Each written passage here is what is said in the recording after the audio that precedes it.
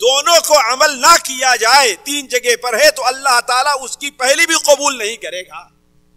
مثال کے طور پر اللہ تعالیٰ بیان فرمایا کہ اطیعوا اللہ واطیعوا الرسول، اگر کوئی اللہ کی اطاعت کرتا ہے لیکن رسول کی اطاعت نہیں کرتا تو اس کی اطاعت قبول نہیں کی جائے گی۔ اللہ تعالیٰ فرماتا اقیموا الصلاۃ وآتوا الزکاۃ، تم نماز پڑھو اور زکوٰۃ دو۔ اگر کوئی نماز پڑھتا ہے لیکن زکوٰۃ نہیں دیتا اس کی نماز بھی مقبول نہیں ہے۔ اللہ تعالیٰ فرماتا ہے انشکر لی ولوالدی، تو میرا شکر ادا کر اور والدین کا شکر ادا کر۔ اگر کوئی والدین کا شکر ادا نہیں کرتا تو گویا اللہ کا شکر ادا کرنا بھی قابل قبول نہیں ہے۔ تو کہنے کا مطلب یہ ہے ساتھیوں کہ اللہ تبارک و تعالی نے والدین کے مقام کو بڑا اونچا رکھا ہے، اتنا اونچا رکھا ہے کہ اگر ہم اس کو ادا کرنا چاہیں تو وہ مقام ادا نہیں ہو سکتا۔ اسی لیے نبی کریم صلی اللہ علیہ وسلم نے ایک جگہ ارشاد فرمایا، مجھے یہ حدیث آئی کہ کوئی بیٹا اپنے باپ کا حق اس وقت تک ادا نہیں کر سکتا، کوئی ادا نہیں کر سکتا یہاں تک کہ اس کا باپ غلام ہو، اسے خرید کر کے آزاد کر دے، تب شاید اس کا حق ادا ہو جائے۔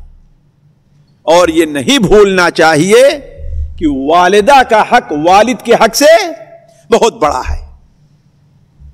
والدہ کا جو حق ہے وہ 3 گنا والد کے حق سے زیادہ ہے۔ وہ کیوں؟ آپ صلی اللہ علیہ وسلم ایک شخص آتا ہے اور کہتا ہے اے اللہ کے رسول صلی اللہ علیہ وسلم، میرے اچھے سلوک کا، اچھے برتاؤ کا سب سے حقدار کون ہے؟ آپ نے کہا تیری ماں۔ کہا اس کے بعد؟ کہا تیری ماں۔ کہا اس کے بعد؟ کہا تیری ماں۔ اللہ کی قسم وہ نہیں جانتے ہیں جو اپنی والدہ کو جواب دے دیتے ہیں، اپنی والدہ سے غصے سے بات کرتے ہیں، اپنے والدہ کو آنکھ دکھلاتے ہیں۔ اللہ کی قسم انہوں نے اس کو سمجھا نہیں ہے کہ وہ کتنے بڑے مجرم بن رہے ہیں، کتنا بڑا گناہ کر رہے ہیں۔ اللہ کے رسول کیا بیان فرمایا؟ صحابی پوچھتے ہیں اے اللہ کے رسول صلی اللہ علیہ وسلم، میرے اچھے برتاؤ کا سب سے زیادہ حقدار کون ہے؟ آپ نے فرمایا تیری ماں۔ کہا اس کے بعد؟ کہا تیری ماں۔ کہا اس کے بعد؟ کہا تیری ماں۔ تینوں بار کہا پھر اس کے بعد کون ہے؟ کہا تیرا باپ۔ ذرا سوچیں آپ، 3 بار کس کو بیان فرمایا ہے؟ کیوں ساتھیوں؟ اس لیے کہ 3 کام ایسے ہیں جو صرف ماں کرتی ہے، باپ نہیں کر پاتا۔ بچے کے ساتھ 3 کام ایسے ہیں جو کون کرتا ہے؟ ماں، باپ نہیں کرتا۔ وہ 3 کام کون ہیں؟ ایک تو پیٹ میں کون رکھتا ہے؟ ماں کی باپ۔ کس کے پیٹ میں ہوتا ہے بچہ؟ اس کے بعد دودھ پلانا۔ دوسرا کون ہے؟ دودھ پلانا۔ کون دودھ پلاتا ہے؟ ماں کی۔ اور تیسرا جو ولادت کے وقت تکلیف ہوتی ہے، تکلیف کون جھیلتا ہے؟ جی یہ 3 زیادہ ہے نا، اس لیے باپ اس میں شریک نہیں ہے۔ باقی کھلانے میں، پلانے میں، خدمت کرنے میں، پڑھانے میں باپ ماں شریک ہے کہ نہیں شریک ہے، لیکن ان 3 کام میں کوئی شریک ہے؟ اس لیے اللہ نے 3 بار بیان فرمایا۔ مجھے یاد آیا امام بخاری رحمہ اللہ اپنی کتاب الادب المفرد میں ایک واقعہ نقل کرتے ہیں کہ حضرت عبداللہ ابن عمر رضی اللہ تعالیٰ عنہ بیت اللہ کا طواف کر رہے تھے۔ کہاں؟ بیت اللہ کا طواف کر رہے تھے۔ کیا دیکھتے ہیں کہ ایک یمنی شخص ہے، وہ اپنے کندھے پر اپنے والدہ کو لیے ہوئے ہے اور طواف کرا رہا ہے۔ سبحان اللہ ساتھیوں، ذرا سوچیں، آپ اپنے کندھے پر ایک 4-5 سال کے بچے کو بیٹھائیں پھر بھی آپ کا کندھا درد کرنے لگتا ہے، لیکن وہ کیا کر رہا ہے؟ اپنی والدہ کو اپنی کندھے پر بیٹھا کر کے طواف کر رہا ہے اور پڑھتا جاتا ہے کہ میں اپنے والدہ کے لیے ایک سیدھا سدایا اونٹ ہوں۔ دنیا کا اونٹ جو ہوتا ہے وہ کبھی کبھار اپنے سواری کو لے کر کے بدک جاتا، اچھل جایا کرتا ہے، لیکن میں اس کے ساتھ اتنا رحیم ہوں کہ میں بدکتا اور اچھلتا نہیں۔ اتنے میں طواف کرتے کرتے اس کا گزر حضرت عبداللہ ابن عمر کے پاس سے ہوتا ہے، جو اپنے وقت کے سب سے بڑے علماء میں، سب سے بڑے بزرگوں میں تھے۔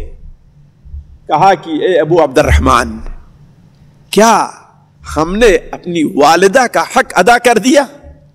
اور یمن سے اپنے کندھے پر لے کر کے آیا ہے ساتھیوں. کہاں سے؟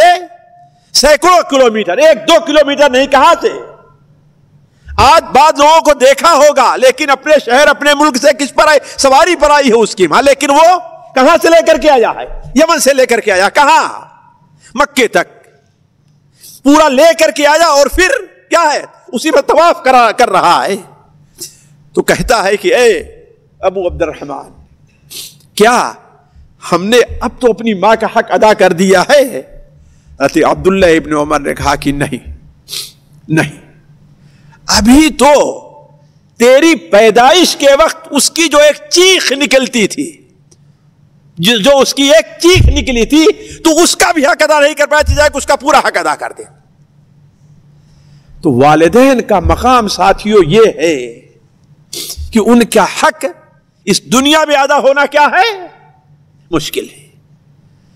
اسی لیے اللہ تبارک و تعالی نے لوگوں کو اس پر ابھارنے کے لیے, تاکہ لوگ یہ کام کریں, تاکہ لوگ اس طرف راغب ہوں, والدہ کے حق پر والدین کا حق ادا کرنے کا بڑا ثواب بتلایا ہے, اور اس میں کوتاہی کرنے کا بہت بڑا عذاب رکھا ہے اللہ تعالیٰ نے. دونوں باتیں ہیں نا, اس لیے کہ کوئی کام انسان دو ہی وجہ سے کرتا ہے, یا تو اس کی لالچ ہوگی یا تو پھر خوف ہوگا. آپ لوگ ڈیوٹی پہ دو ہی وجہ سے جائیں گے, ایک تو تنخواہ کے لیے جائیں گے, اور دوسرے کسی دن سستی ہے, طبیعت خراب ہے, یہ ہے, جانے کا جی نہ کہے گا لیکن پھر بھی جائیں گے. کیوں؟ ڈر کیا ہے کہ کفیل کہے گا جی بے قامہ, تب تو مصیبت آ جائے گی. ہے بات صحیح کہ نہیں صحیح؟ کوئی کام انسان دو وجہ سے کرتا ہے, یا تو لالچ سے کرتا ہے یا تو ڈر سے کرتا ہے. اسی لیے اللہ تبارک و تعالی نے تمام جن چیزوں کا ہمیں حکم دیا ہے اس کا فائدہ بھی بتلایا ہے, اور اس کے چھوڑنے کا نقصان بھی بتایا ہے. تو والدین کے ساتھ حسن سلوک کا بڑا فائدہ بھی اللہ تعالیٰ نے بتایا ہے, بڑا ثواب بھی بتایا ہے, اور اس کے چھوڑنے کا بڑا عذاب بھی. پہلی چیز جو اس کا بہت بڑا ثواب اللہ تعالیٰ نے بتلایا ہے وہ یہ ہے کہ دنیا میں بندہ جو کام کرے اور اللہ تعالیٰ اس کو پسند کرے, ان میں سے سب سے پسندیدہ کام میں ایک کام ہے والدین کے ساتھ اچھا برتاؤ کرنا. والدین کے ساتھ اچھا برتاؤ کرنا. ایک صحابی, صحیح بخاری میں روایت ہے کہ ایک صحابی نبی کریم صلی اللہ علیہ وسلم خدمت میں آتے ہیں اور کہتے ہیں اے اللہ کے رسول صلی اللہ علیہ وسلم, مجھے وہ عمل بتلائیے جو ہمارے رب کو بہت محبوب ہو, جس سے ہمارا رب بہت خوش ہوتا ہو. تو آپ نے فرمایا نماز کو اس کے وقت پر پڑھا کرو, نماز کو اس کے اول وقت پر پڑھا کرو. ساتھیوں یہ بڑا آسان سا کام ہے, ہم کوتاہی کرتے ہیں, چلو اب پڑھ لیں گے, اب پڑھ لیں گے, اب پڑھ لیں گے. یہاں تو تھوڑی سی سہولت اور آسانی ہے کہ اول وقت میں اذان ہوتی ہے, لیکن ہمارے یہاں عصر کی نماز 5:30 بجے پڑھی جا رہی ہے, 6:30 بجے پڑھی جا رہی ہے. فجر کب پڑھی جا رہی ہے؟ سورج خوب نکل آیا تو. اور ہمارے نبی کیا بیان فرما رہے ہیں کہ سب سے افضل کام کیا ہے؟ نماز کو اس کے اول وقت میں پڑھنا. نماز کئے بجے ہو رہی ہے جی؟ 2 بجے, 2:30 بجے, بلکہ بعض جگہ جمعہ ہوتا ہے کئے بجے؟ جمعہ کی نماز پڑھ کے نکلتے 3 بجتے رہتے, ہے کہ نہیں؟ بلکہ ایک سعودی جو ہے گیا اس طرف جو ہے بنگلور وغیرہ کی طرف, تو وہاں ہمارے یوپی سے, اور بعد میں جمعہ ہوتا ہے, تو دیکھا کہ 2 بج گئے ہیں, 2:30 بج گئے, جمعہ کی اذان ہی نہیں ہو رہی ہے. تو وہ بڑا دلچسپ تھا, بڑا خوش دل تھا, آ کر کے یہاں کہتا ہے ہندوستان میں تو جمعہ کی نماز جو ہے سنیچر کو ہی پڑھ لیا کرتے ہیں, سنیچر کے دن ہی پڑھ لیا کرتے. ہمارے ہاں صورتحال یہ ہے, حالانکہ سب سے افضل کام اللہ کو محبوب, اگر خدا کو راضی کرنا کیا ہے, اللہ تعالیٰ کو راضی کرنا چاہے تو وقت پر نماز پڑھنا, پہلے وقت میں. اس نے کہا اس کے بعد اے اللہ کے رسول دوسرا کیا ہے, دوسری چیز کیا ہے؟ ذرا سوچیں آپ, دوسری چیز کہا والدین کے ساتھ حسن سلوک کرنا ہے. ذرا سوچیں, یعنی نماز کے بعد آپ نے کس کا اونچا مقام رکھا ہے؟ اللہ کو راضی کرنے والا. اسی لیے ایک حدیث میں آپ نے یہ بیان فرمایا ہے کہ اگر کسی کے والدین اس سے راضی ہیں تو اس کا رب بھی اس سے راضی ہے, اور اگر والدین راضی نہیں ہے تو اس کا رب بھی اس سے راضی نہیں. بلکہ ساتھیوں اگر انسان سوچے تو والدین کے ساتھ حسن سلوک کرنا اس دنیا سے مصیبت کے ٹلنے کا بہت بڑا سبب ہے. اس دنیا میں آج ہر انسان کس قدر خطرے کے اندر گرا ہوا ہے. چاروں طرف سے آپ حتیٰ کہ اب تو جہاز پر بیٹھیے تو خطرہ ہے, بس پر بیٹھیے تو خطرہ ہے, اپنی سواری سے چلیے تو, حتیٰ کہ اب تو جہاز پر بیٹھیے تو پھر بھی کیا ہے, ریل پر بیٹھیے پھر بھی اب خطرہ ہی خطرہ چاروں طرف ہے. اور آپ لوگ سنتے رہتے ہیں کتنے حادثات پیش آتے ہیں. ان تمام خطرات سے اگر کوئی آدمی حفاظت چاہتا ہے تو وہ کیا ہے؟ والدہ کی. صحیح بخاری میں اللہ کے رسول نے ایک قصہ بیان کیا ہے کہ 3 آدمی کہیں جا رہے تھے. تو اس زمانے میں ساتھیوں, آج کل تو یہ ضرورت ہی نہیں پڑتی, اس زمانے میں پہاڑوں کے اندر غار بنے رہا کرتی تھے, گفا جس کو ہندی میں کہتے ہیں, کھو بنے رہا کرتے تھے جس پر لوگ جو ہے جا کر کے آرام کرتے تھے. اور یہ چیز یہاں بھی سعودیہ میں اگر آپ چلیں پہاڑوں کے علاقے میں تو وہاں آپ کو ایسی جگہیں ملیں گی. تو رات میں مسافر وہاں ٹھہرا کرتے تھے. وہ ہوتا کیا تھا کہ وہ پہاڑ جو ہوتا ہے نا اس میں ایک تھوڑا سا گڑھا رہا کرتا تھا, اور اس دائیں بائیں پہاڑ تاکہ یہ ہلکا رہے اور اندر کیا ہے جگہ رہے جس میں جا کر کے لوگ بیٹھ جائیں. تو ایک غار کے اندر 3 آدمی گئے جا رہے تھے کہ اچانک بارش ہوئی زور کی, اور بارش اور طوفان کی وجہ سے ایک بڑی سی چٹان آئی اور آ کر کے غار کے منہ پر رک گئی. اب تینوں بیچارے کہاں ہیں؟ اندر, اور وہ راستہ بند ہو گیا ہے. اور عموماً جو غار ہوا کرتا تھا وہ پہاڑ میں نیچے بالکل راستے پر نہیں ہوتا تھا, پہاڑ میں اونچائی پر ہوا کرتا تھا. کیوں؟ اس لیے کہ راستے سے انسان بچ کر کے اپنا چلے, راستے میں کوئی جانور ہی آ جا سکتا نا. تو اونچائی پر عموماً غار جو ہوتا اونچائی پر رہا کرتا تھا. تو اب جو ہے ظاہر بات کسی جلدی وہاں سے گزرنے کا بھی نہیں. اب بیچارے بڑے پریشان ہوئے. تو ان میں سے سب نے کہا کہ اب اتنی بڑی چٹان ہے کہ ہم تینوں اگر مل کر کے ہٹائیں پھر بھی نہیں ہٹ سکتی. اب تو یہ ہماری خبر بنی ہوئی ہے, اس جگہ سے اگر تمہیں کوئی نجات دے سکتی ہے کوئی چیز تو اللہ تبارک و تعالیٰ کی ذات ہے, اسی سے دعا کرو. لہذا تم میں سے ہر آدمی یہ سوچے کہ اس دنیا میں ایسا کون سا کام کیا ہے جو خالص اللہ کی رضا کے لیے, اس میں دنیا کا کوئی فائدہ نہیں ہے. تو تینوں نے اپنا بتایا. ایک نے بتایا جسے زنا سے اس نے پرہیز کیا تھا, ایک نے بتایا مال کیسے خرچ کیا تھا. ان میں سے ایک نے کہا, جو پہلا تھا سب سے پہلا شخص تھا, کہا کہ ہاں میں کرتا ہوں. کہا اے اللہ تبارک و تعالی, میرے بوڑھے ماں باپ تھے اور میں ان کی خدمت کرتا تھا, ان کے کھلانے پلانے کا انتظام کرتا, اور میں بکریاں چراتا تھا. جب بھی بکری چراتا اور شام کو لے کر کے آتا, دودھ دوتا تو پہلے اپنے نہیں پیتا, اپنے بچوں کو نہیں دیتا, اپنی بیوی کو نہیں دیتا. کس کو پلاتا تھا؟ اپنے والدین کو. جب وہ پی لیتے تھے تب اس کے بعد میں ہم خود پیتے اور اپنے بچوں کو دیا کرتے تھے. کہا ایک دن ایسا ہوا کہ چارے کی تلاش میں, پانی کی تلاش میں مجھے بہت دور جانا پڑا, اور جب واپس آیا لیٹ ہو گیا تو کیا دیکھا کہ والدین سو گئے. جلدی جلدی ہم نے دودھ دوہا اور لے کر کے آیا والدین کے پاس تو کیا دیکھتا ہوں کہ سو رہے ہیں.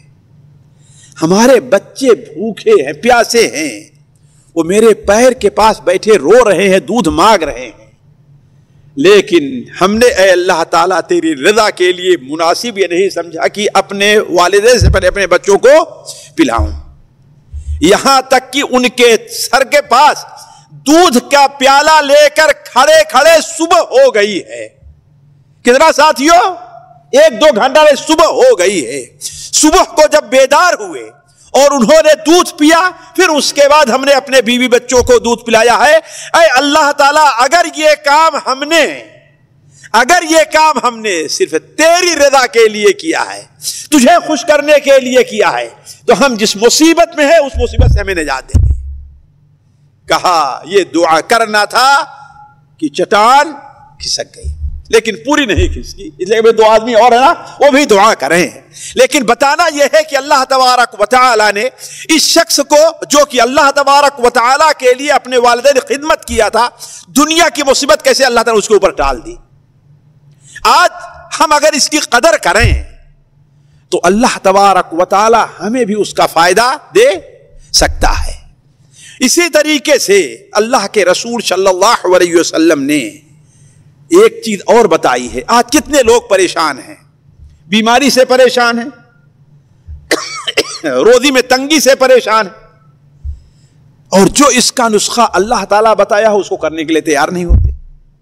نبی صلی اللہ علیہ وسلم نے ارشاد فرمایا کہ جو شخص یہ چاہتا ہے کہ اس کی عمر دراز ہو اور اس کی روزی میں برکت ہو تو وہ اپنے والدین کے ساتھ اچھا برتاؤ کرے. اور اچھا کہاں ساتھیو اللہ کی برکت کیسے آئے گی؟ آج میں دیکھ رہا تھا، آج اخبار میں یوٹیوب میں، یہ ایک عراق کا ایک شخص ایسے بھی بدبخت اس دنیا میں موجود ہے. اس کی ماں بغداد ایئرپورٹ پر رو رہی ہے. وہ کیا کہہ رہی ہے؟ وہ شاید میکسیکو میں تھی. کہا وہاں میں رہتی تھی، میرے بچے نے پولیس کے اندر شکایت کی ہے کہ میں غیر نظامی ہوں، پولیس نے مجھے پکڑ کر کے بھیج دیا. کس نے؟ خود میرے بچے نے جائے. ایسے لوگوں کی روزی میں برکت کہاں سے آئے گی؟ ایسے لوگوں کی عمر کے اندر برکت کیسے ہوگی؟ یہ زندگی بھر پریشان ہی رہیں گے.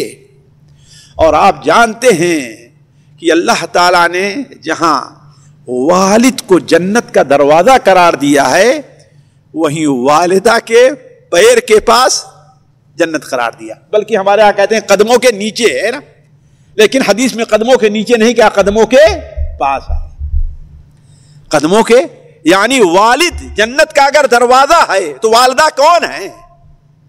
ساتھیو مجھے آج یاد آیا، ایسے کئی سال پہلے، واللہ عالم آج بھی اگر دیکھیں آپ لوگ عربی میں تو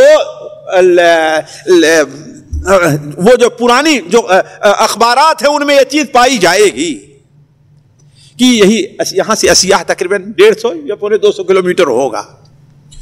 وہاں قاضی کے پاس ایک کیس آیا، شاید دنیا میں ویسا کبھی کیس نہ آیا ہو، اور شاید دنیا میں اب اس کے پاس کبھی کوئی ایسا کیس نہ آئے، کبھی ایسا کیس نہ آئے. اور وہ آج بھی اگر آپ دیکھیں گے تو موجود ہوگا کہ حیزان نامی ایک شخص، کیا نام؟ حیزان نامی ایک شخص، اس کا بھائی آ کر کے اس کے خلاف محکمہ میں کورٹ میں کیس دائر کرتا ہے. وہ کس چیز کا کیس تھا؟ کس چیز کا کیس تھا آپ سمجھیں؟ آپ کیس یہ تھا کہ میری اماں کی عمر 90 سال ہو گئی ہے. کتنی؟ اب آپ سوچ رہے ہوں گے وہ کہہ رہا ہوگا کہ میں اتنی دن سے خدمت کر رہا ہوں اور میرا بھائی اس کی خدمت کرے اس لیے میں تھوڑا سا بیٹا تھوڑی ہوں. نہیں، کیا کیس تھا کہ میرا بھائی 60 سال کا ہو گیا تھا. کتنا؟ 60 سال کا. اتنے دن سے میرا بھائی ماں کی خدمت کر رہا ہے، اب اسے میرے حوالے کیا جائے کہ میں اس کی خدمت کروں. جی ایسا کیس شاید کورٹ میں اس لیے کہ وہ اپنے بھائی سے مطالبہ کر رہا تھا کہ بھائی جان اتنے دن سے آپ اس کو رکھے ہوئے ہیں اپنا ماں خدمت کو، بوڑھی ہو گئی ہے، اپاہج ہے، حتیٰ کہ اس کی گندگی بھی بیٹے کو صاف کرنا پڑتا ہے، لیکن بیٹا ہے کہ والدہ کو اور جنت کو اپنے گھر سے جانے دینے کے لیے تیار نہیں ہے. بھائی آیا اس کے پاس، راضی نہیں ہوا. بھائی نے خاندان والوں کو لگایا لیکن راضی نہیں ہوا، کہا کہ میں اپنے گھر سے جنت کو نہیں جانے دوں گا. یہاں تک کہ دوسرا اس کا چھوٹا بھائی جا کر کیس کہاں کرتا ہے؟ جی محکمہ میں کہ جیسے اس کا بیٹا وہ ہے ویسے میں بھی ہوں نا، جیسے یہ خدمت کرے میرا بھی حق بنتا ہے خدمت کرنے کے لیے. اللہ کی قسم یہ جھوٹا واقعہ نہیں ہے، کوئی فلم نہیں ہے، یہ کوئی ڈرامہ نہیں ہے. جا کر کے دیکھیں آپ، تلاش کریں. مجھے وقت نہیں تھا کہ میں تلاش کرتا. حیزان اس کا نام تھا، مجھے اچھی ابھی یاد ہے. اور یہی قسیم کے اندر کیا الاسیہ جو جگہ وہاں کا تھا، یہاں تک کہ جب قاضی کے پاس آیا تو قاضی بھی سر پکڑ کر بیٹھ گیا کہ میری زندگی میں پہلی بار کوئی ایسا کیس لے کر کے آ رہا ہے، اب وہ کیا کرے؟ سمجھانے لگا بڑے بھائی کو کہ دے دو اس کو، اتنی دیر سے تم خدمت کر رہے ہو، 60 سال تمہاری عمر ہو گئی ہے، اتنے دن سے خدمت کر رہے ہو، بھائی کا بھی ہے کہ اس کو بھی دے دو۔ لیکن کہتا ہے کہ نہیں، میں نہیں دیتا، میری ماں ہے، میں اس کی خدمت کر رہا ہوں، یہ میرے پاس جنت ہے، میں اس کو کیسے جانے دوں گا؟ آپ لوگ تعجب کر رہے ہوں کہ کیسا کیس ہے یہ، عجیب ہے۔ یہاں ہمارے ہاں کس کی لڑائی ہوتی ہے جی؟ لڑائی ہوتی کیوں؟ کہ میں اتنی دیر سے کھلا رہا ہوں ماں کو، اور اب تم بھی کرو، میں ہی اکیلے تھوڑی بیٹا ہوں۔ اور یہاں قصہ اس کے بالکل برعکس ہے۔ یہاں تک کہ قاضی نے کہا کہ اچھا ماں کو بلاؤ، کہا تو 90 سال کی ہے، وہ آنے لائق ہے ہی نہیں، کہا جیسے بھی ہے چارپائی پر لے کر کے آؤ، اس کو چارپائی پر لے کر کے آؤ۔ ماں کو بلایا گیا، ماں سے قاضی نے پوچھا کہ آپ کس کے پاس جانا چاہیں گی؟ ماں کیا جواب دے؟ کہتی ہے اگر حیضان میری دائیں آنکھ ہے تو وہ کیا ہے؟ میری بائیں آنکھ ہے، میں اپنی آنکھ کو کیسے پھوڑ لوں؟ میں کیسے پھوڑ سکتی ہوں؟ یہ میرے بس کا کام نہیں ہے۔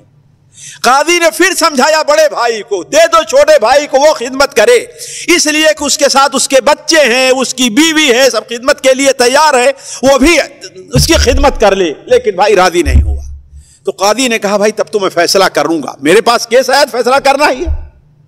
اب چاہے چٹھی گٹھی ڈال کر کے، یا قاضی نے سوچا کہ اب دیکھے کون اس کا حقدار ہے، تو قاضی کے اس وقت سمجھ میں آیا کہ اس کا زیادہ حقدار اس وقت کون ہے؟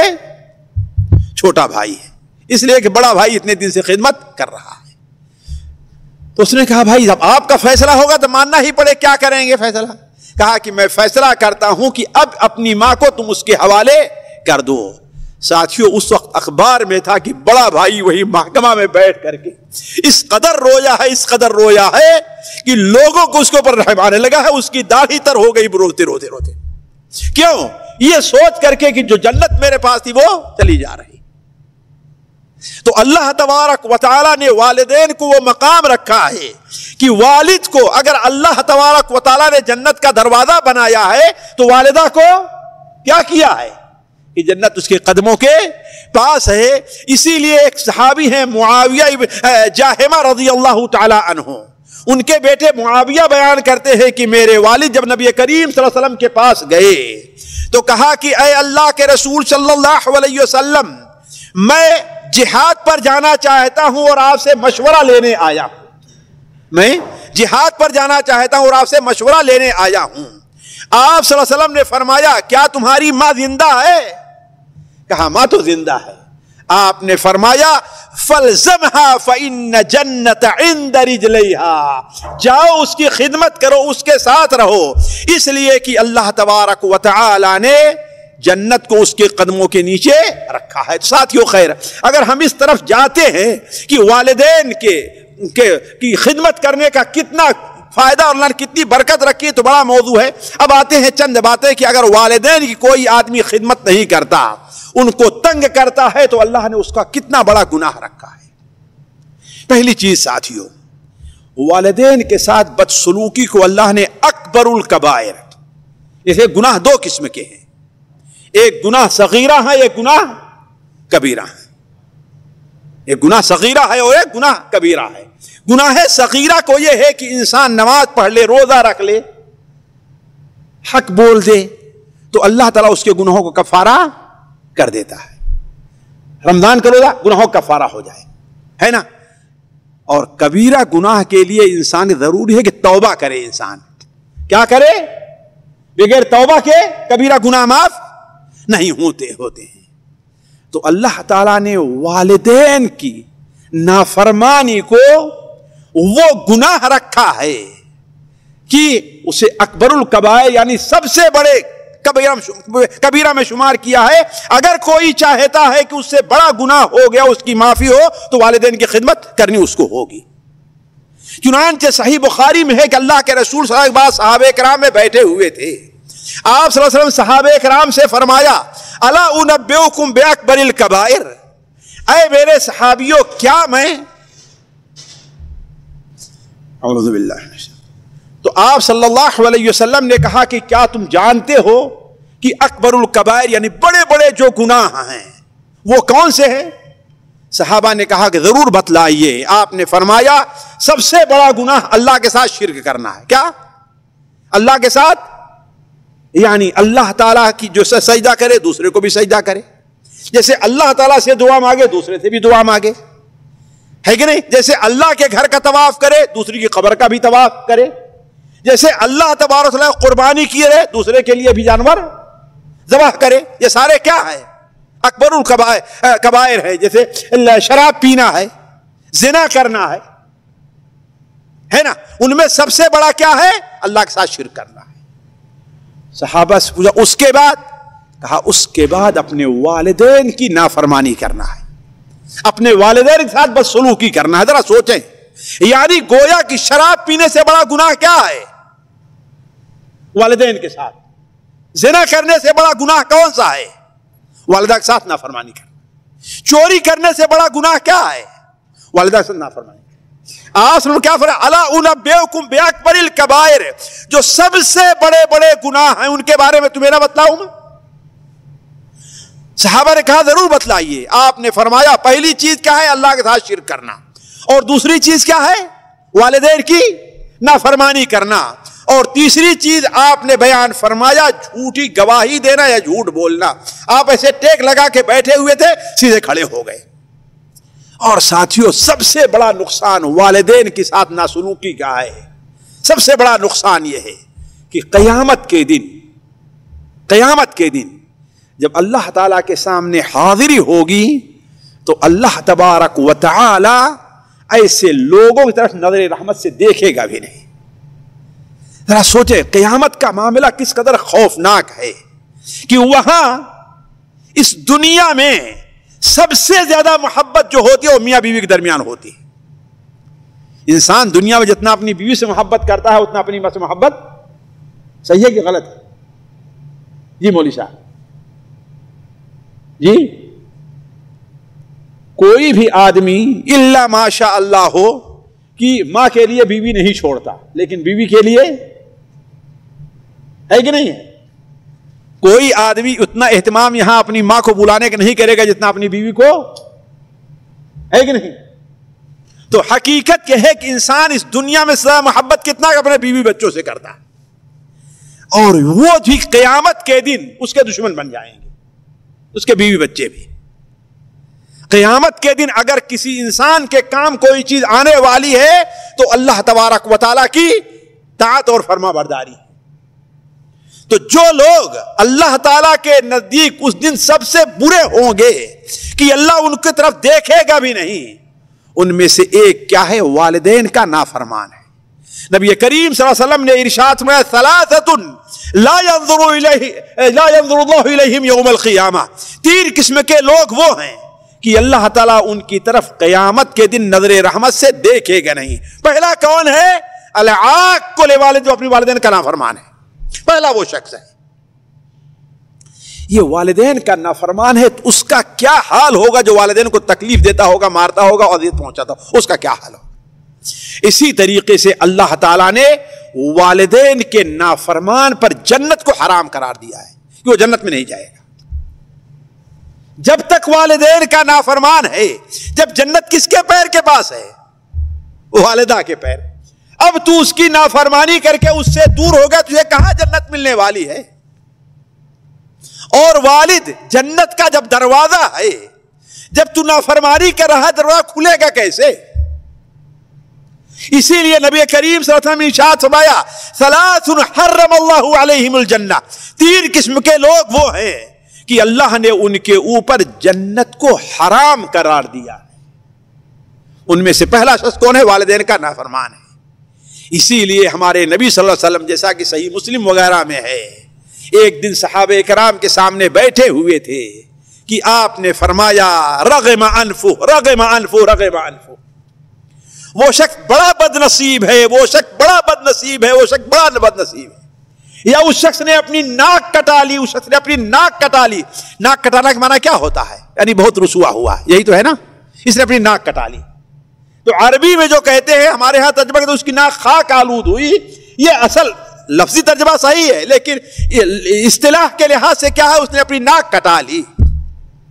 صحابہ نے کہا اے اللہ کے رسول صلی اللہ علیہ وسلم، وہ کون بدبخت ہے جس نے اپنی ناک کٹا لی؟ آپ صلی اللہ علیہ وسلم نے ارشاد فرمایا، جس کے والدین یا ان میں کا کوئی بڑھاپے میں اسے ملا ہے، بڑھاپے میں اسے ملا ہے، لیکن وہ ان کو راضی کر کے جنت نہیں پا لے رہا ہے، تو کیا ہے؟ وہ بڑا رسوا ہو گیا ہے. ایک دن نبی نے حلقہ اصحاب میں یہ لفظ دہرائے 3 بار کی ناک اس کی کٹ گئی. اصحاب نے کہا کہ وہ بدبخت کون ہے؟ کیر جس کی حضرت باری میں گھٹ گئی. ارشاد یہ ہوا کہ وہ فرزند نا خلف، نالائق بیٹا، گھر جس کے جنت آئی اور آ کر پلٹ گئی. اصحاب نے کہا، فرمایا ارشاد یہ ہوا کہ وہ فرزند نا خلف، گھر جس کے جنت آئی اور آ کر پلٹ گئی. ماں باپ کا بڑھاپے میں جس کو نہ ہو خیال، ماں باپ کا بڑھاپے میں جس کو نہ ہو خیال، اس ناسعید بیٹے کی قسمت پلٹ گئی. تو ایسا شخص ایسا ہے.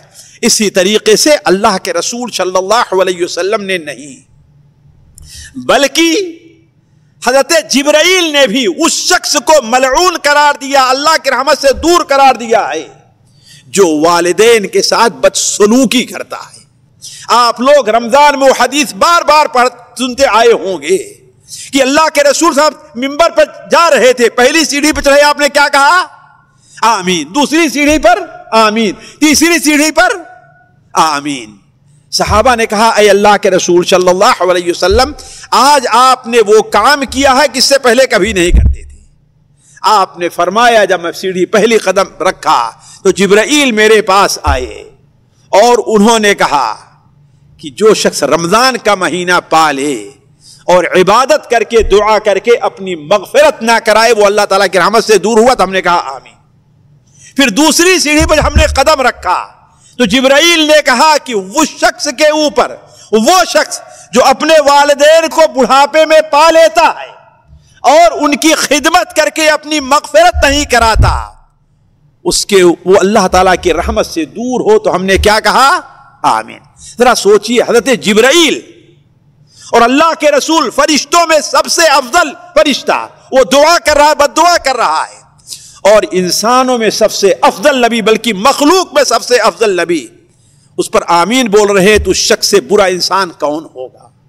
بلکہ ساتھیوں اگر غور کیا جائے تو اللہ تبارک و تعالی نے والدین کی ساتھ بدسلوکی کا جو بدلہ ہے وہ اسی دنیا میں دے دیتا ہے. اللہ تعالیٰ آخرت میں جو کچھ ملنا ہے ملنے ہی والا، لیکن اسی دنیا میں دے دیتا ہے.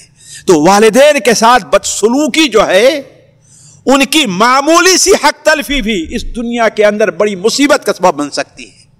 اور یہ چیز اس دنیا کے لوگوں میں مشاہدہ ہے. ساتھیوں اگر غور کریں، آپ بھی اپنے سامنے ایسے لوگوں کو پائیں گے، اور ہم نے بھی ایسے دیکھا ہے کہ اپنے والد کے ساتھ بدسلوکی کرتے تھے، اور ہم نے دیکھا ہے کہ ان کے بچے خود ان کے ساتھ ایسا کرنے لگے.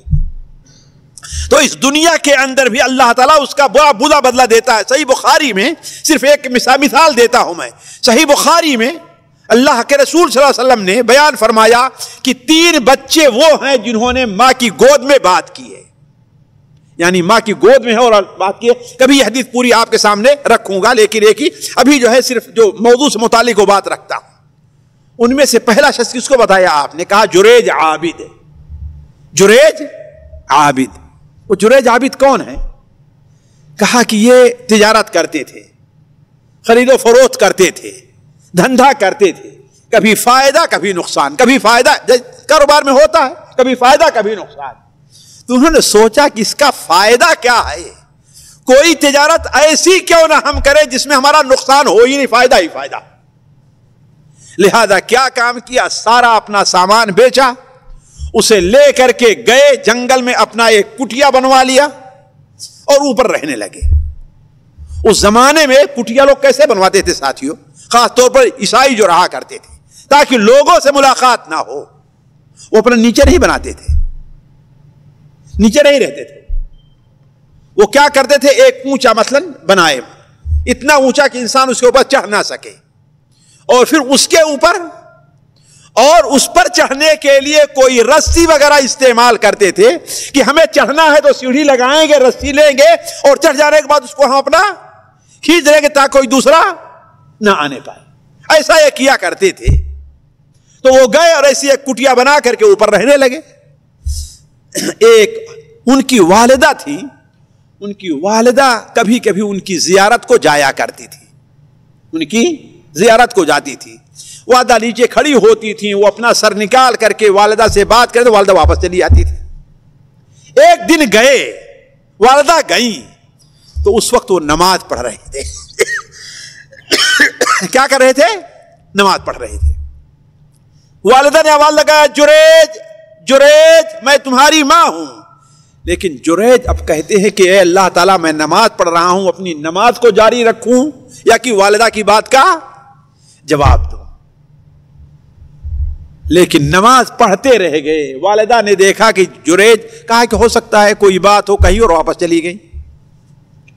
پھر دوسرے دن آئی والدہ تو اتفاق یہ ہے کہ پھر وہ نماز پڑھ رہے تھے ابھی، اور پھر آواز لگایا کہ جریج جریج میں تمہاری ماں ہوں، تمہارا چہرہ دیکھنے آئی ہوں، ذرا اپنا چہرہ تو دکھا دو. جریج کہتے ہیں اے اللہ تعالیٰ، ایک طرف میری نماز ہے، دوسری طرف میری والدہ ہے. والدہ کی قدر کو پہچانے ساتھیوں. ایک طرف میری ماں ہے، دوسری طرف کیا ہے؟ میری نماز ہے. اب میں کیا کروں؟ چنانچہ نماز پڑھتے رہ گئے اور والدہ عاجز آ کر کے واپس چلی گئی. اسی لیے جانتے ہیں ہمارے مذہب کے اندر کیا ہے کہ اگر والد اور والدین کسی کو بلائیں، خصوصاً نفلی نماز پڑھ رہا ہے، تو نماز توڑ کر کے والد کو جواب دے دے. یہ مقام ہے والدین کا. اگر نماز پڑھ رہا ہے بندہ اور والدین کسی کام کے لیے خاص طور پر، بلکہ علماء کہتے ہیں اگر فرض نماز پڑھ رہا ہے اور والدین معذور بیمار ہیں، کسی ضروری کام کے لیے بلائیں اور کوئی وہاں اس کا جواب دینے والا نہیں ہے، والدین کو نقصان پہنچ سکتا ہے، تو ایسی صورت میں فرض نماز بھی توڑ دینی ہے. یہ والدین کا مقام ہے. اسی لیے آپ نے کہا جریج اگر فقیہ ہوتے تو والد سمجھتے کہ والدہ کی بات کا جواب دینا کیا کرنا ہے، جی نماز سے افضل ہے. چنانچہ والدہ چلی گئی. پھر تیسرے دن آتی ہے. تیسرے دن آئی تو اللہ کا کرنا یہ ہے کہ جب آزمائش ہوتی ہے اللہ کی طرف سے، پھر بھی وہ نماز پڑھ رہے تھے. والدہ نے آواز لگایا، جریج جریج میں تمہاری ماں ہوں، ذرا اپنا چہرہ تو دکھا دو، میں تمہیں دیکھ تو لوں ایک نظر. کئی دن ہو گیا ہے، میں کل بھی آئی، پرسوں بھی آئی، لیکن تم نے اپنا چہرہ نہیں دکھایا. علا کل حال وہ کہتے رہے اے اللہ تعالیٰ، ایک طرف میری والدہ، اس طرف میری نماز، اب میں کیا کروں؟ تو جریج نماز پڑھتے رہے اور گئے نہیں. والدہ نے کیا کہا، جریج اللہ کرے کہ تم مرنے سے پہلے مجھے میرا چہرہ نہیں دیکھنا چاہتے ہو نا، مجھے نہیں دکھا رہے ہو نا، ایسا کرے کہ رنڈیوں کا چہرہ دیکھ کر کے تم مرو. کیا کہہ دیا؟ رنڈیوں کو چہرہ دیکھ کر کے مرو. اور یہ کہہ کر چلی گئی. پھر چوتھے دن آئی بھی نہیں. پھر ہوا کیا ساتھیوں، وہاں پر اس علاقے میں کچھ بدماشوں کا، گنڈوں کا گروپ تھا، ہر جگہ رہا کرتا ہے ایسے. چاہے جتنا نیک لوگ ہوں، ان میں کچھ لوگ بدماش اس میں رہتے ہیں. ان کا تعلق ایک فاحشہ عورت کے ساتھ تھا، اور اس کی بڑی تعریف کرے، تو کتنی خوبصورت ہے، تو کتنا ہے یہ، اور وہ بھی فخر کرے کہ اللہ نے مجھے کیا خوبصورتی دی ہے. ایک دن انہوں نے کہا کہ ہم کیسے مانے تو بڑی خوبصورت ہے، ہم کیسے مانے تو بڑی خوبصورت ہے. اگر تو کہا کہ مجھے جانتے ہو، جو کچھ مجھے دیکھتا ہے میرا دیوانہ ہو جاتا ہے. کہا کہ اگر تو ایسی ہی ہے تو جریج کو، جو بہت بڑے عابد ہیں، ان کو یعنی ان کو لبھا کر کے دکھا تو. تو کہتی اچھا یہ معاملہ ہے، ٹھیک ہے. چنانچہ گئی مسئلہ پوچھنے کی نیت سے. کس سے؟ کہ مسئلہ ویسے آئیں گے نہیں, ہاں جریج مجھے آپ سے ایک مسئلہ پوچھنا ہے, ہاں جریج مجھے ایک مسئلہ پوچھنا ہے. جریج نے جواب نہیں دیا اور رہتے رہے. اس نے دیکھا کہ عجیب حال ہے, میں اتنی خوبصورت مجھے ہر دیکھے اور کوئی نہیں. اتنی دیر میں اس نے کیا دیکھا کہ ایک چرواہا ہے جو اپنی بکریاں چراتا اور جریج کی کٹیا کے نیچے لا کر کے وہی آرام کرتا سائے میں, اور جو ہے پھر اس کے بعد پھر جب سایہ ہوتا پھر بکریوں کو لے کر کے چلا جاتا, دوپہر میں آتا.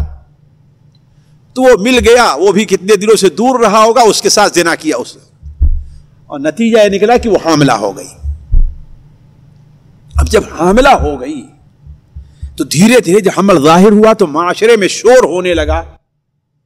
تو اس سے پوچھا یہ کس کا بیٹا تو لیے ٹہل رہی ہے, یہ کیا ہے؟ جب بچہ پیدا ہوا تو اس سے کچھ نہیں بنا تو کیا کہہ دیا کہ جریج عابد کا. اس لیے غصہ تھا کہ میرے طرف انہوں نے دیکھا نہیں, کس کا؟ جریج عابد کا ہے.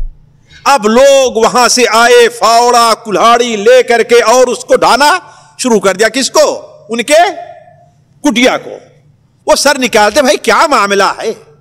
کہا اتنے بڑے پارسا بنے ہو اور تمہارے کرتوت یہ ہیں, فلاں کے ساتھ تم نے زنا کیا اور بچہ پیدا ہوا اور اتنے بڑے پارسا بنے ہوئے, لاکھ صفائی دے رہے ہیں لیکن لوگ صفائی جانتے ہیں عوام کیسے ہوا کرتے ہیں, کوئی صفائی ماننے کے لیے تیار نہیں ہے. یہاں تک کہ جب انہوں نے دیکھا کہ اب میرے اس گھر کو ڈھا دیں گے تو نیچے اتر کر کے آئے. اب لوگ ان کو پکڑے اور مارنا یہ کرنا شروع کیا, اور لے کر کے کہا, کچھ لوگوں نے کہا ایسا نہیں, چلو ان کو حاکم کے پاس لے کر کے چلو تاکہ ان کو سولی دی جائے, معمولی جرم ان کا نہیں ہے. لے جاتے جاتے جاتے راستے سے جس گزر رہے تھے اس راستے میں وہ گلی تھی جس گلی میں رنڈیاں رہا کرتی تھی, جس گلی میں. تو انہوں نے جب رنڈیوں کی طرف دیکھا تو مسکرا دیے. تو لوگوں نے کہا کہ اچھا صرف یہی اسی ایک کے ساتھ ان کے تعلقات نہیں ہیں, اور بھی رنڈیوں کے ساتھ ابھی دیکھ کر کے مسکرائے ہیں نا, یہ بڑے بزرگ بنے ہوئے ہیں, چلو ان کو حاکم کے پاس لے جاتے ہیں. حاکم کے پاس حاضری ہوئی تو حاکم نے کہا کہ کیا معاملہ ہے؟ لوگوں نے کہا کہ یہ چیز ہے اور یہ دیکھیے, اور کہا صرف یہی نہیں ہے, ہم لوگ وہاں سے آ رہے تھے تو ان حرام زادیوں کے پاس سے جب گزرے ہیں تو انہیں دیکھ کر کے مسکرا دیے. اس کا مطلب ان کے تعلقات اور بھی بہت سے ہیں, صرف ایک ہی سے نہیں ہے. تو حاکم نے کہا کہ کیا کہتے ہو تم؟ کہا کہ یہ میرا بیٹا نہیں, ہم نے اس کے ساتھ زنا نہیں کیا ہے. کہا لوگ یہ کہہ رہے ہیں اور یہ بھی کہہ رہی ہے اور سارا معاملہ ہے. کہا کہ ٹھیک ہے, اگر یہ بچہ گواہی دے دے کہ میں اس کا باپ نہیں ہوں تو آپ لوگ مانیں گے؟ لوگوں نے کہا بچہ کیسے گواہی دے گا, بچہ کیسے گواہی دے گا؟ کہا کہ نہیں گواہی دے گا. چنانچہ وضو کیا انہوں نے اور 2 رکعت نماز پڑھی, اللہ تعالیٰ سے دعا کی, اور نماز پڑھنے کے بعد اس بچے کے پیٹ میں اپنی انگلی ماری اور کہا بچے بتا تیرا باپ کون ہے, اے بچے بتا تیرا باپ کون ہے. تو بچے کو اللہ تعالیٰ نے گویائی دے دی اور کہا کہ فلاں چرواہا میرا باپ ہے, فلاں چرواہا میرا باپ ہے. یہ کہنا تھا تو سارے لوگ دنگ رہ گئے کہ اب تک ہم کس کو سمجھتے تھے, ان کو سمجھ رہے تھے, اور ان کا کون ہے؟ فلاں چرواہا ہے. تو کہا حاکم نے کہ اچھا ٹھیک ہے, ہم آپ کے اس کٹیا کو سونے کی بنوا دیتے ہیں. کہا کہ مجھے سونے کی نہیں چاہیے, مجھے جیسے مٹی کی تھی اور لکڑی کی تھی میری کٹیا ویسے بنوا دیا, مجھے سونے کی نہیں چاہیے. کہا لیکن ایک مسئلہ نہیں حل ہوا ہے. وہ کہا وہ مسئلہ کیا ہے؟ کہا کہ وہ جو حرام زادی اور رنڈیوں کو دیکھ کر کے تم مسکرا دیے تھے, ہے کہ نہیں ہے, ان کا معاملہ کیا ہے؟ تو انہوں نے کہا کہ اصل میں معاملہ یہ ہے کہ یہ میرے ساتھ جو کچھ ہوا ہے, مجھے متہم کیا گیا ہے, یہ میرے والدہ کی بددعا کی وجہ سے. کس وجہ سے؟ میری والدہ کی بددعا کی وجہ سے ہے. اس لیے کہ میری والدہ نے بددعا کی تھی کہ اللہ تجھے موت نہ دے یہاں تک کہ تو رنڈیوں کا منہ دیکھے. تو جب میں وہاں پر پہنچا تو مجھے والدہ کی بددعا یاد آئی, تب مجھے ہم نے مسکرایا. تو خیر ساتھیوں, کہنے کا مطلب یہ ہے کہ والدین کے ساتھ بدسلوکی کرنا اس دنیا میں مصائب کا سبب بنتا ہے. اور ساتھیوں, میرے سامنے ایک نہیں بلکہ بعض ایسے سچے واقعات آپ لوگ اگر شاید اس کا ترجمہ انگلش وغیرہ میں بھی ہو, نیٹ پر جا کر کے دیکھیں. عبداللہ با نعمہ ناک کوئی مجلس پوری میں ان کے قصے پر رکھوں گا. عبداللہ بن نعمہ ایک یمنی لڑکا, سانولا سا ہے, اس کے ہاتھ کام نہیں کرتے, اس کے پیر کام نہیں کرتے, صرف اس کا سر کام کر رہا ہے بس. آخر کیوں؟ شاید یہ 1983 کی بات ہے, 1993, نعوذ باللہ, 1993 میں اس کے والد کی بد دعا ہے اس کے اوپر. اس لیے کہ ایک بار وہ چچا تھے اس کے اور اس کے والد وغیرہ تھے, وہ ان کو قہوہ وغیرہ پلا رہا تھا نا, تو اس کے اوپر والے جیب سے یہ لائٹر نکلا, اس سے سگریٹ نہیں جلاتے ہیں, لائٹر نکلا. تو والدہ نے دیکھا, کہا کہ عبداللہ تو جو ہے سگریٹ پیتا ہے؟ کہا کہ نہیں. کہا اگر تو سگریٹ پیتا ہے, جھوٹ بولا تیری گردن توڑ دے. اور دیکھیں اس کا اثر یہ ہوا کہ جوان لڑکا, لمبا قصہ ہے کس طریقے سے وہ ایک حادثہ کا شکار ہوا اور اس کی گردن ٹوٹ گئی, یہاں تک 7-8 آپریشن اس کے ہوئے ہیں, لیکن پھر بھی صرف اس کی گردن, اللہ نے اس کے بعد یہ فائدہ دیا کہ بہت بڑا داعی بن کر کے وہ ابھرا ہے. لیکن کہنے کا مطلب بہت سے ایسے حادثات کی اس دنیا میں والدین کی بد دعا, ان کے ساتھ بدسلوکی کا معاملہ جو ہوتا ہے, اللہ تعالیٰ اس دنیا میں یہی دیتا ہے. تو اللہ تبارک و تعالیٰ سے دعا ہے کہ اللہ تعالیٰ ہمیں اور آپ کو والدین کے ساتھ حسن سلوک اور ان کے حق کو پہچاننے کی توفیق عطا فرمائے. والدین کے حقوق کیا ہیں, ہمیں کیا کیا کرنا ہے ان کی زندگی میں اور ان کی زندگی کے بعد, یہ بھی ایک اچھی چیز ہے جو جاننے کی ہے. انشاءاللہ اگلی مجلس سے اس کے بعد میں آپ کے سامنے رکھوں گا والدین کے حقوق کیا ہیں, کہ ہم کس طریقے سے اپنے والدین کا حق ادا کر سکتے ہیں. وہ لوگ بھی جن کے والدین زندہ ہیں, وہ لوگ بھی, اور وہ لوگ بھی جن کے والدین دنیا سے جا چکے ہیں. والدین کی اہمیت یہی ہے ساتھیوں, کہ ان کے حقوق صرف زندہ رہنے تک نہیں ہیں, ان کے انتقال کے بعد بھی ان کے حقوق ہمارے اوپر باقی ہیں جن کو ادا کرنا ہے. تو انشاءاللہ اگلی مجلس میں آپ کے سامنے رکھیں گے. اللہ تعالیٰ سے دعا ہے کہ اللہ تعالیٰ ہمیں اور آپ کو یہاں پر جو کچھ ہم نے کہا, اللہ تعالیٰ اسے سننے اور اس کے اوپر عمل کرنے کی توفیق عطا فرمائے. سبحانک اللہم و بحمدک, اشہد ان لا الہ الا انت, استغفرک و اتوب الیک. سامعین اکرام, ہمارے علمی اور عوامی دروس اور سوال و جواب کی مجلسوں سے آپ خود بھی مستفید ہوں اور اپنے دوست و احباب کے ساتھ بھی شیئر کریں. عین ممکن ہے کہ آپ کے شیئر سے کسی کی اصلاح اور آپ کے لیے صدقہ جاریہ بن جائے. واٹس ایپ پر اسلامک میسج حاصل کرنے کے لیے نمبر نوٹ فرمائیں. یعقوب عزیز 00966 5089 59707. واٹس ایپ سوال و جواب گروپ میں ایڈ ہونے کے لیے نمبر نوٹ فرمائیں. عبدالسلام عمری 00966 502627 622. نمبر بھیجتے ہوئے نام اور پتہ ضرور لکھیں. اسی طرح ہمارے یوٹیوب چینل اسلامی دعویٰ کو ضرور سبسکرائب کریں تاکہ ہماری ہر نئی اور اہم ویڈیو کی اطلاع آپ کو فوری حاصل ہو جائے. تمام دروس, مقالات اور سوال و جواب سیریز کے لیے ہماری مشہور ویب سائٹ www.islamidawah.com کا مشاہدہ کرتے رہیں. السلام علیکم ورحمۃ اللہ وبرکاتہ.